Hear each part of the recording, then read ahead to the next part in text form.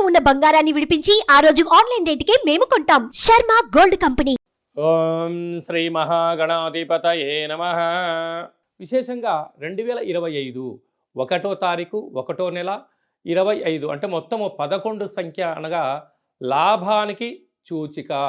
2025 9 శుభసూచికమైన సంఖ్య కనుక పూర్ణ సంఖ్యలు అవ్వడం వలన కొన్ని కోటాన కోట్ల మందులకు రెండవ సంఖ్య అంటే విక్టరీ సంఖ్య విజయానికి ధనానికి ప్రతీకాని, 9వ సంఖ్య నవగ్రహాలలో పూర్ణ సంఖ్య అవ్వడం వలన అన్నింటా విజయం పలికేటువంటి ఈ సంవత్సరం అని చెప్పి మనమందరము గుర్తుపెట్టుకోవాలి. ద్వాదశ రాశుల్లో గ్రహ గమనాన్ని ఒకసారి వీక్షింపచేద్దాం. వృషభ రాశిలో దేవగురు బృహస్పతి సంచార స్థితి, కన్యరాశిలో కేతు సంచార స్థితి, కుంభరాశిలో శని భగవానుడు సంచార స్థితి, మీనరాశిలో రాహు సంచార స్థితితో ప్రధానంగా గ్రహ గమనాలు ఈ విధంగా ఉన్నాయి. ఈ సంవత్సరము 2025 సంవత్సరంలో మే నెలలో విశేషమైన 4 గ్రహాలు కూడా మార్పు జరుగుతున్నాయి. ఇది చాలా అరుదుగా జరిగేటువంటి గ్రహ సంచార స్థితి కనుక 2025 సంవత్సరం అందరికీ యోగదాయకమైన సంవత్సరం అని చెప్పి కూడా గుర్తుపెట్టుకోవాలి. మేషరాశి వారికి 2025 సంవత్సరంలో ఆంగ్ల సంవత్సరంలో ఆదాయ వ్యయాలు ఎలా ఉండబోతున్నాయి, ఈ సంవత్సరం రాజ్యపూజ్యం అవమానం ఎలా ఉంటుంది, వారు ఎలాంటి వృత్తులు చేయాలి ఎలాంటి చేయకూడదో ఈ వీడియోలో సవివరంగా సంపూర్ణంగా తెలుసుకుందాం.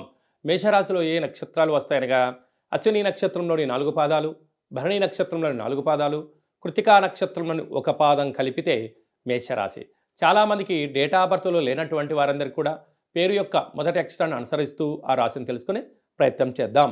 చూ, చే, చో, లా, లీ, లు, లే, లో, ఆ అక్షరాల వారు మేషరాశి జాతకులే.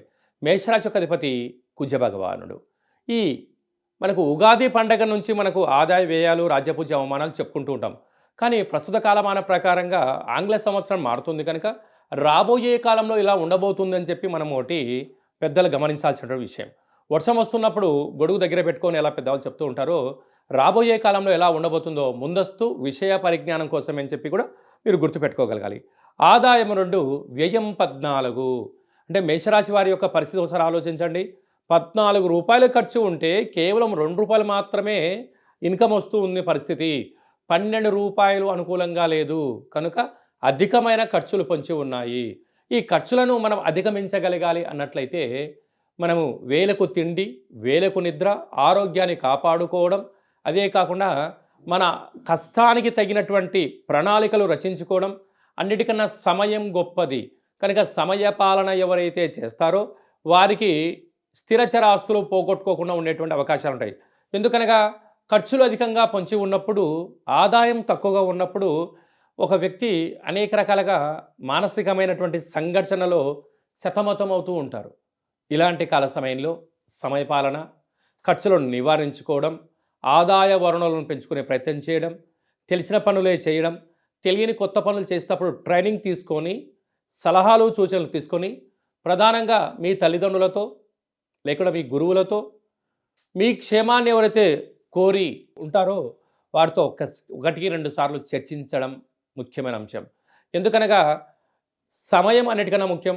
పెట్టుబడులు, లావాదేవీలు విషయాల మీద ఆధారపడినటువంటి విషయం కనుక ఇంత గడ్డు కాలంలో మనం సంపాదించకపోయినా ఆనందమే. ఉండబడిన స్థిర చరాస్తులను కరిగించుకోకపోతే ఉత్తమోత్తంగా భావించగలగాలి. ఆ ఖర్చులు ఎలా పొంచి ఉంటాయంటే రోడ్డు ప్రమాదాలు, యంత్రాలతో ఆయుధాలతో చెలగాటాలు, నోటి దుర్సుతనంతో గొడవలు తెచ్చుకోవడం, ప్రభుత్వ అధికారులతో విభేదాలు రావడం, మాటామాట పెరగడం, పోలీస్ స్టేషన్లు, కోర్టు సమస్యలు, భూ వివాదాలు, జలగండాలు అనేటువంటి పొంచి ఉన్నాయి. కనుక దయచేసి మేషరాశి జాతకులు మీరు బాగా గుర్తుపెట్టుకోవాల్సినటువంటి ఒక అస్త్రం ఏమిటనగా మీ ప్రతి నెలలో మీ జన్మ నక్షత్రం రోజున పూర్ణిమ, అమావాస్య, అష్టమి తిథుల యందున దూరావాయు జల ప్రయాణాలు పెట్టుకోవద్దు. వీలైనంత వరకు మౌనంగా ఉండే ప్రయత్నం చేయండి, ధ్యానం చేసే ప్రయత్నం చేయండి, ఆరోగ్యాన్ని కాపాడుకునే మానవ ప్రయత్నం చేయగలగాలి.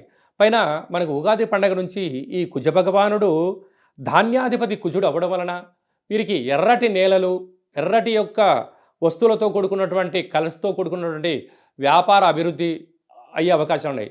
వ్యవసాయ సోదరీమణులకు ఎండుమిర్చి అంటే పచ్చిమిర్చి, అలాగనే మిరప, అలాగనే గోధుమ రంగుతో కూడుకున్నట్టు ఆహారాలు కానీ, ఎరుపు రంగుతో కూడుకున్నట్టు క్యారెట్, టమోటా లాంటివి మంచి యోగదాయకమైన ఫలితాన్ని ఇచ్చే పరిస్థితి ఉంటుంది.